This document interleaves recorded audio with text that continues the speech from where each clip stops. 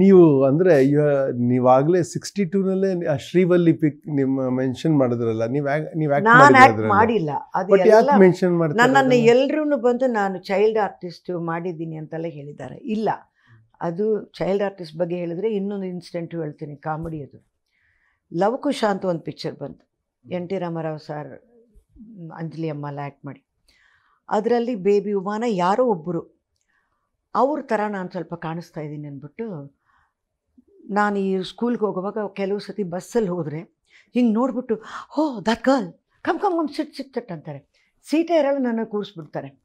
ಏನು ನನ್ನನ್ನು ಇಷ್ಟೊಂದು, ನನಗೆ I was hardly 10 or something other, ಏನು ನನಗೆ ಇಷ್ಟೊಂದು ಇಂಪಾರ್ಟೆನ್ಸ್ ಕೊಡ್ತಿದ್ದಾರೆ ಅಂದ್ಬಿಟ್ಟು, why do you love me so much, why are you give me. ಆ ಅಕ್ಕ ಎಲ್ಲ ಕಾಲೇಜ್ ಹೋಗೋರು, you acted so well in that movie. ಹಾಂ, ಯಾವ ಪಿಕ್ಚರಪ್ಪ ಅದು ಅಂದ್ಕೊಂಡು ಕೇಳಿದ್ರೆ, ಲವಕುಶದಲ್ಲಿ ನೀನು ಇದೆಯಲ್ಲ ಅಂದರು. ನಾನು ಇಲ್ಲ ಅಂತ ಹೇಳಿದ್ರೆ ನಾಳೆ ಸೀಟ್ ಸಿಗಲ್ಲ, ದಿನ ನಿಂತ್ಕೊಂಡು ಹೋಗ್ಬೇಕು ಅಷ್ಟು ದೂರ ಬಸ್ಸಲ್ಲಿ.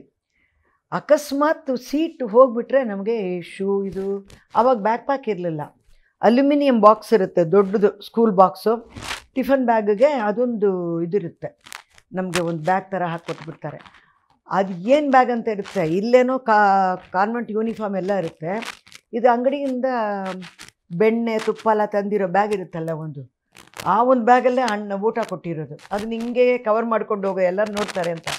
ಇವರು ನಮ್ಮನ್ನು ಕೂರ್ಸೋಕ್ಕೆ ಜಾಗ ಕೊಡ್ತಿದ್ದಾರಲ್ಲ, ನಾಳೆ ನಾನು ಆ್ಯಕ್ಟ್ ಮಾಡಿಲ್ಲ ಅಂತ ಹೋದರೆ ನಮಗೆ ಮಾರ್ಕೆಟ್ ಹೋಗಿಬಿಡುತ್ತೆ, ಕೂರೋಕ್ಕೆ ಜಾಗ ಸಿಗಲ್ಲ ಅಂತ. ಹೌದು, ನಾನೇ ಆ್ಯಕ್ಟ್ ಮಾಡಿದ್ದೀನಿ ಅಂತ ಸುಳ್ಳು ಹೇಳ್ಬಿಟ್ಟೆ. ಅದು ಒಂಥರ ಹೇಳಿದ ಮೇಲೆ 5-6 ದಿವಸ ಆ ಥರ ಸೀಟ್ ಸಿಕ್ತು. ಆಮೇಲೆ ನಾನು ಕ್ವಾರ್ಟರ್ಲಿ ಹಾಲಿಡೇ ಬಂತು, ಎಲ್ಲ ಮುಗೀತು. ಮತ್ತೆ ಸ್ಕೂಲ್ಗೆ ಹೋಗ್ತಾಯಿದ್ದೀನಿ. ಎಲ್ಲರೂ ಹಿಂಗೆ ನೋಡ್ಕೊಂಡು ಹಂಗೆ ತಿರುಗ್ತಾ ಇದ್ದಾರೆ.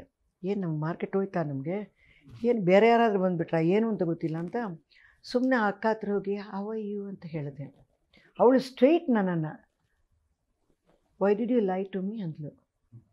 ಅರ್ಥ ಆಗೋಯ್ತು, ಸಾರಿ ನೆವರ್ ಲೈ.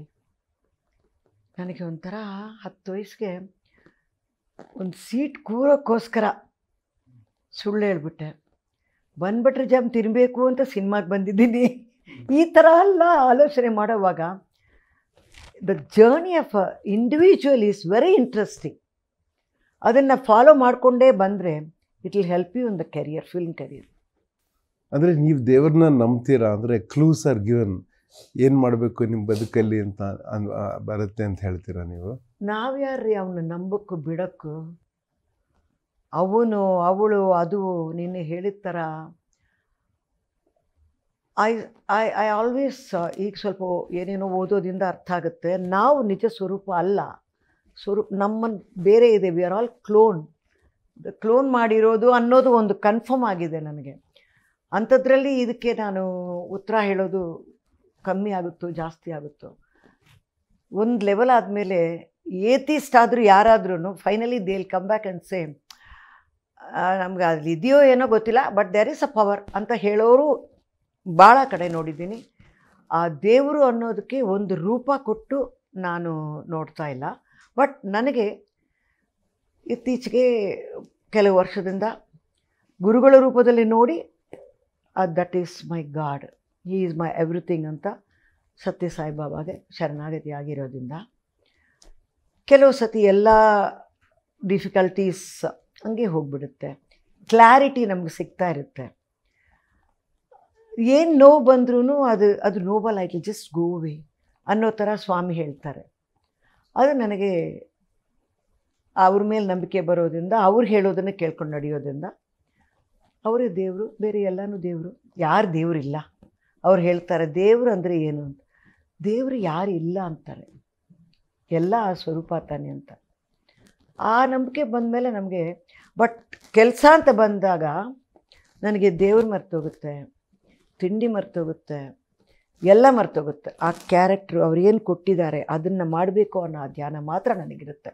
Then I decide that is my ದೇವರು. ನಾನು ನಿಮ್ಮ ಬಾಲ್ಯದ ಕಡೆ ತಿರುಗ್ತೀನಿ ನೋಡಿ.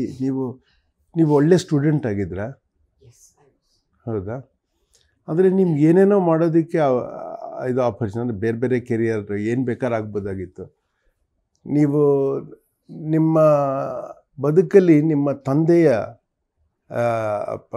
ಪ್ರಭಾವ ನಿಮ್ಮ ಮೇಲೆ ಎಷ್ಟಿತ್ತು ಅಂತ ಅವ್ರ ಬಗ್ಗೆ ಸ್ವಲ್ಪ ವಿಸ್ತಾರವಾಗಿ ಹೇಳಿ, ವೈ ವಿ ರಾವ್ ಅವ್ರ ಬಗ್ಗೆ. ನಮ್ಮ ಮನೆಯಲ್ಲಿ ನೀನು ಆ್ಯಕ್ಟ್ ಮಾಡಬೇಕು ಅಂತ ಅದ್ರ ತಂದೆ ಹೇಳಲೇ ಇಲ್ಲ. ಸಿನಿಮಾ ಬಗ್ಗೆ ಅವರು ಅಷ್ಟು 14 ಲ್ಯಾಂಗ್ವೇಜಸ್ ಮಾತಾಡೋರು, ಬರೆಯೋರು ಎಲ್ಲ. Highly intelligent person. ಅವ್ರ ಬಗ್ಗೆ ಮಿಕ್ಕಿದ್ದವ್ರು ಹೇಳಿದ್ಕಿಂತ ಎನ್ ಟಿ ರಾಮಾರಾವ್ ಸರ್ ಜಾಸ್ತಿ ನನ್ನ ಹತ್ರ ಹೇಳಿದ್ದಾರೆ. ಯಾಕೆಂದರೆ ಅವ್ರು ಹೇಳ್ತಾರೆ, ನಾನು ಒಬ್ಬರಿಗೆ ಫ್ಯಾನ್ ನಿಮ್ಮ ತಂದೆಗೆ. Such an intelligent man. He came and gave a very big speech in my college. That has inspired me to join movies ಅಂತ ಹೇಳಿದರು. ಅವ್ರು ನಾನು ಶೂಟಿಂಗ್ ಮಾಡೋಕ್ಕೆ ಕೂತ್ರೇ ಎನ್ ಟಿ ರಾಮಾರಾವ್ ರಂಡಿ ಮಾ ಗುರುಗಾರಿ ಕೂತ್ರು వచ్చారు ಅಂತ ಮಾತಾಡ್ತಾರೆ. ಅದನ್ನ ತಂದೆ ಬಗ್ಗೆನೇ ಹೇಳ್ತಾ ಇರ್ತಾರೆ. ಒಂದು ದಿವಸನೂ ತಂದೆ ನನ್ನ ಹತ್ರ ಮಾತಾಡಿಲ್ಲ ಹೆಚ್ಚು. ನಿಜ ಹೇಳಬೇಕಾದ್ರೆ there was a very big gap between me and my father because of a parents have separated, they have divorced. ಆ ಸಪ್ರೇಷನಿಂದ I was brought up totally with my. ಯಾವ ವಯಸ್ಸಲ್ಲದು? ಅದು 4-5 ಸಪ್ರೇಷನ್ ಆಯಿತು. But father used to come and visit me for Diwali and all that ಹೋದರು. There was no regular interaction between father and child. ಮನೆಯಲ್ಲಿ ಸೋದರ ಮಾವ ಇದ್ದರು, ತಾತ ಇದ್ದರು, ಅವರೆಲ್ಲ ಇದ್ದಿದ್ದರಿಂದ ಓದಬೇಕು ಎಲ್ಲ ಒಂದೇ. ಬೆಳಗ್ಗೆ ಇದ್ದರೆ ಓದಬೇಕು, ಎಷ್ಟೇ ಆದರೂ ಕ್ಲೀನ್ ಮಾಡಬೇಕು, ಇದು ಮಾಡಬೇಕು, ಕಲಿಬೇಕು, ರಂಗೋಲಿ ಹಾಕೋದು ಕಲಿ, ಹೆಣ್ಣಾಗಿ ಅದೆಲ್ಲ ಕಲಿಬೇಕು, ಎಜುಕೇಷನ್ ಇರಬೇಕು, ಇದನ್ನ ಬಗ್ಗೆನೇ ಇದ್ದಿದ್ದರಿಂದ I was so busy concentrating on that. Not much about the cinema. The day I decided to come to cinema, ಅಪ್ಪ ಅವ್ರ ಹತ್ರ ಕೇಳಲೂ ಇಲ್ಲ ಫೋನ್ ಮಾಡಿ. ಅವಾಗ ತಿರುಗಿಸೋ ಫೋನ್ ಇತ್ತು. ಅಪ್ಪ ವಾಸ್ ಲಿವಿಂಗ್ ಇನ್ ಮಲೇಶ್ವರಂ. ನಾನು ಸಿನಿಮಾಕ್ಕೆ ಹೋಗಲ್ಲ ಅಪ್ಪ, ಏನಪ್ಪ ಹೇಳ್ತೀರಾ ಅಂತಾನೆ ಒಂದು ಮಾತು ಕೇಳಲೇ ಇಲ್ಲ ನಾನು. ಫಾರ್ ದಟ್ ಮ್ಯಾಟರ್ ತಾಯಿ ಜೊತೆಗೆ ಬಾಳ್ತಾ ಇದ್ದೆ, ಅಮ್ಮನ್ನೂ ಕೇಳಲಿಲ್ಲ. I decided I want to do it, I did it. ಅದು ಯಾಕೆ ಹಂಗೆ ಮಾಡಿದ್ಯಾ ಅಂತ ನಮ್ಮ ತಾತ ನಮ್ಮಮ್ಮ, ನೀನಾಗೆ ಹೆಂಗೆ ಹೋಗಿ ಹೇಗೆ ಹೇಳ್ತೀಯಾ, ದೊರೆ ಭಗವಾನ್ ಅವರು ಅಂತ ಅವ್ರು ಬಂದರು ಮನೆಗೆ. Yes sir I will act. ಬೆಂಗಳೂರಿನಲ್ಲಿ ಇದ್ರು ಅವಾಗ ನೀವು? ಚೆನ್ನೈಲಿ. ಮನೆಗೆ ಬಂದುಬಿಟ್ರು ಅವ್ರು ಮಾತಾಡೋಕ್ಕೆ. Yes I will act sir ಅಂದೆ ನಾನು. ಭಗವಾನ್ ನೀನು ಡಿಸೈಡ್ ಮಾಡಿದ್ರೆ ಹೆಂಗೆ, you are a minor child, but ನಾನು ಆ್ಯಕ್ಟ್ ಮಾಡಬೇಕೋ ಬೇಡವೋ ನಾನು ತಾನೇ ಡಿಸೈಡ್ ಮಾಡಬೇಕು. ಮಿಕ್ಕಿದೆಲ್ಲ ಅಮ್ಮ ಹತ್ರ ಮಾತಾಡಿ, ಅಮ್ಮ ನೀನು ಹೆಂಗೆ ಅದು ಅವ್ರನ್ನ ಮನೆ ಕೇಕೆ ಕಳಿಸಿದ್ಯಾ, ಅವ್ರು ಕೂರ್ಕೊಂಡು ಬಂದರು, ಬನ್ನಿ ಅಂದೆ ನಾನು, ಕೂರಿಸ್ದೆ, ಆ್ಯಕ್ಟ್ ಮಾಡ್ತೀಯಾ ಅಂದರು, ಹ್ಞೂ ಅಂದ್ಬಿಟ್ಟೆ ನಾನು. ಅದು ಯಾತಕ್ಕೆ ಹೇಳಿದ್ಯಾ, ನನಗೆ ಬೇಕು ನಾನು ಹೇಳಿದೆ. ಅದು ನಾನು ಎಲ್ಲದಕ್ಕೂ ಅಮ್ಮ ಇದು ಮಾಡಲಾ ಬೇಡವಾ, ಅಮ್ಮ ಇವತ್ತು ನಾನು ಏನು ತಿನ್ನಲಿ, ತಾತ ಇದೆಲ್ಲ ಹೋಮ್ವರ್ಕ್ ಮಾಡಿಬಿಟ್ಟಿದ್ದೀನಿ, ಇಷ್ಟೊಂದು ಇಂಗ್ಲೀಷ್ ಮಾತುಗಳೆಲ್ಲ ಕಲ್ತಿದ್ದೀನಿ, ಇಷ್ಟೊಂದು ಇದು ಕಲ್ತಿದ್ದೀನಿ ತಾತ, ಇವತ್ತು ಮ್ಯೂಸಿಕ್ ಕ್ಲಾಸ್ ಹೋದೆ, ಇವತ್ತು ವೀಣೆ ಕ್ಲಾಸ್ ಹೋದೆ, ಎಲ್ಲ ತಾತನಿಗೆ ಲಿಸ್ಟ್ ಹೇಳೋಳು. ತಾತ ಶಾಲೆ ಆ್ಯಕ್ಟ್ ಅಂತ ಒಂದು ಮಾತು ಕೇಳಿಲ್ಲ. ಯಾಕೆ ಯಾರನ್ನೂ ನಾನು ಕೇಳಿಲ್ಲ ಅಂತ ಇದುವರೆಗೂ ನನಗೆ ಆ ಉತ್ತರ ಸಿಗಲಿಲ್ಲ.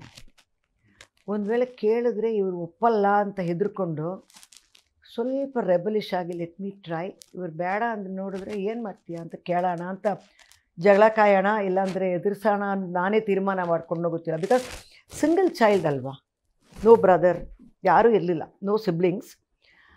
ಅದರಿಂದ ಮುದ್ದಾಗಿ ಬೆಳೆಸಿರೋದು, ಸ್ವಲ್ಪ ನೋಡೋಣ ಏನು ಮಾಡ್ತಾರೆ ಅಂತ ಒಂದು ಧೈರ್ಯ ಇತ್ತು ನನಗೆ. ನಾನಾಗೆ ತೀರ್ಮಾನ ಮಾಡಿಕೊಂಡೆ. ಬಟ್ ಒಂದು ಲೆವೆಲ್ ಕೆರಿಯರ್ ಸ್ವಲ್ಪ ದೊಡ್ಡದಾಗಿ ಬಂದಾದಮೇಲೆ ಅಪ್ಪ ಒಂದು ಸಲ ಮಾತಾಡ್ತಿದ್ರು ದೀಪಾವಳಿಗೆ ಬಂದಾಗ, I am so proud of you. That was only word he said. You are able to take your decisions. ಒಂದು ಕ್ಲಾರಿಟಿ ಇದೆ ನಿನಗೆ ಡಿಸಿಷನ್ಸ್ ತೊಗೊಳ್ಳೋದ್ರಲ್ಲಿ ಈ ವಯಸ್ಸಲ್ಲೇ ಅಂದರು. ನಿಜವಾಗ್ಲೂ ಹೇಳ್ತೀರಾ? ಅವ್ರ conversation was like short hand ಥರ, ಇಷ್ಟಿಷ್ಟೇ ಇರುತ್ತೆ. ಯು ಥಿಂಕ್ ಸೋ ಅಂತ. ಹೌದು, ತೆಲುಗಲ್ಲೇ ಮಾತಾಡ್ತೀವಿ ನಾವು, ಇಲ್ಲ ಇಂಗ್ಲೀಷಲ್ಲಿ. ನಿನಗೆ ಆ ಕ್ಲಾರಿಟಿ ಇರೋದು ನನಗೆ ತುಂಬ ಇಷ್ಟ ಆಗಿದೆ. ನನ್ನ ಗಂಡು ಮಗು ನೀನೇ. ಅದು ನಾನು ಆವಾಗ ಅಪ್ಪ ವೈ ನಾನು ಹೆಣ್ಮಗು ಅಂತ ಹೇಳ್ಕೊಳಕ್ಕೆ ನಿನಗೇನಾದರೂ ಇದೆಯಾ? ಅಯ್ಯೋ ನೀನು ಜಗಳಕ್ಕೆ ಬಿಡ, ನಾನು ಹಂಗೆ ಹೇಳಿಲ್ಲ. ನನ್ನ ಒಂದು ಗಂಡಸ್ ಥರ ಮನೇಲಿ ಒಬ್ಬ ಮಗ ಇದ್ದರೆ ಏನೇನು ಮಾಡ್ತಾನೆ ಅದನ್ನೆಲ್ಲ ನೀನು ಮಾಡ್ತೀಯಾ. You are taking good care of your mother. By the time my grandfather passed away, he said ಬೇಡ್ಕೊಂಡು 10 ವರ್ಷ ಆದಮೇಲೆ ಮದುವೆಯಾಗಿ ನೀನು ಹುಟ್ಟಿದ್ಯಾ. ಆ ತಿಮ್ಮಪ್ಪನ ವೆಂಕಟೇಶ್ವರ ಸ್ವಾಮಿ ಕುಲದೇವರು ನಮಗೆ, ಅವನ ಆಶೀರ್ವಾದದಿಂದ ಅವನ ಕರುಣೆಯಿಂದ ಹುಟ್ಟಿದ್ಯಾ. ಫುಲ್ ಜ್ಞಾನ ತುಂಬಿದೆ ನಿನಗೆ. I am so happy. ಅಪ್ಪ ಯಾವಾಗಲೂ ಈ ಜಾತಕ ಎಲ್ಲ ನೋಡ್ತಿದ್ದಾರೆ, which I don't like, I don't believe also. ಈ ಜಾತಕ ನೋಡೋದು ಅದು ಇದೆಲ್ಲ ನನಗೆ ಇಷ್ಟನೂ ಇಲ್ಲ, ನಂಬಿಕೆನೂ ಇಲ್ಲ. ಆವಾಗ ಹೇಳ್ತಿದ್ದಾರೆ, ನೀನು ನಂಬಲ್ಲ, ಬಟ್ ಒಂದು ಸ್ಟೇಜ್ ಬರುತ್ತೆ ನೀನು ನಂಬ್ತೀಯಾ ಅಂತ ಹೇಳಿದರು. That was the last time I spoke to him. Afterwards very big gap, like 6 years 7 years. News first ನಿರ್ಭೀತಿಯಿಂದ ನಿಮ್ಮ ಪರವಾಗಿ.